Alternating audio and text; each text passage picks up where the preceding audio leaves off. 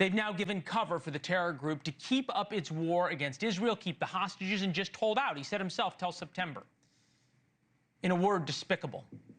Some fake, some real, and some very misleading pictures have fueled a narrative that Israel is intentionally starving the Gaza Strip. For example, the New York Times just had to issue a correction about its reporting. It turns out that the poster child for starvation in Gaza that the New York Times put on the front page was actually suffering from some other horrible medical problems. The New York Times issued a correction on their New York Times communication Twitter account that has a few thousand followers versus the 50 million that look at the New York Times and its main Twitter account. Much like the war crimes liable against Israel post-October 7th, this is one that's, again, sad to report, naked anti-Semitism parading as a humanitarian crisis or humanitarian caring. So yes, there are people starving. It is demonstrably the fault of Hamas. You can see the Hamas gunmen on the aid trucks that they have hijacked. Hamas controls Gaza. Hamas steals any aid that comes in and shoots people trying to get it.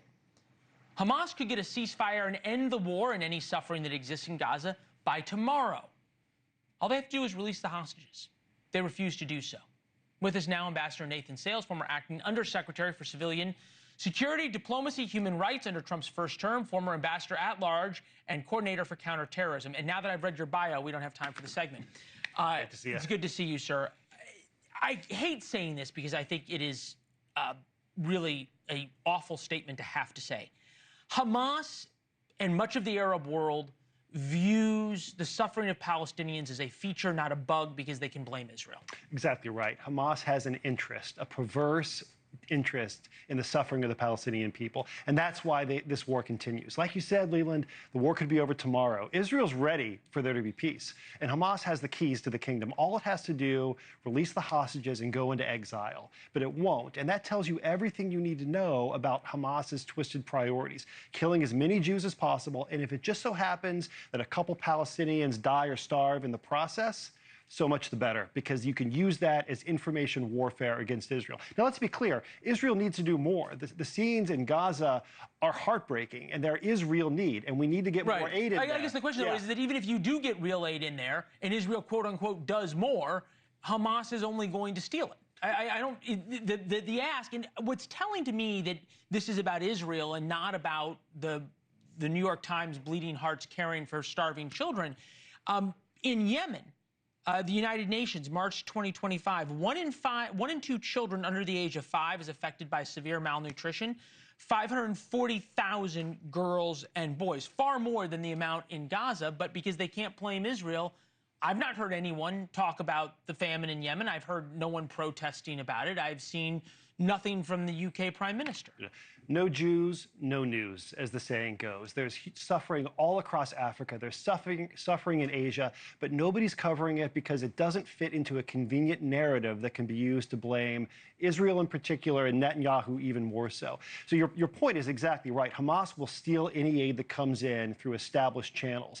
The number 2 requirement in Hamas's negotiating talking points when they're talking to the U.S., we want you to shut down these alternative aid channels and go back to the UN. And why? Because they know Hamas controls the UN. Control the access points. So we've got to get aid in, but in a way that doesn't allow Hamas to skim off the top, feed their soldiers, and then sell the food for money that can be used to fund their war machine. Easier said than done. Right. I mean, the only way for that to happen is Hamas to go. But I think what's fascinating is you have the Qataris and the Egyptians, not exactly friends of Israel, all saying Hamas is the one who is holding up a ceasefire deal, as you have pointed out. And yet it's the UK and France blaming Israel. Why? Well, we live in a topsy-turvy world when the Arab states are tougher on Hamas than Israel can see from the Brits and from the French.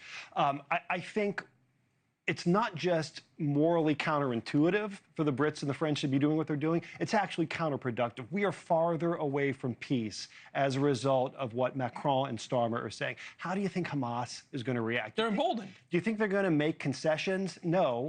They're going to say, well, we don't need to negotiate in good faith because the French and the Brits are going to force the Israelis to give this stuff to us for free. So we're actually farther away from a ceasefire because of these counterproductive moves. Thank you for watching. Subscribe below and download our NewsNation app right now on your phone, and you will get fact-based, unbiased news for all Americans.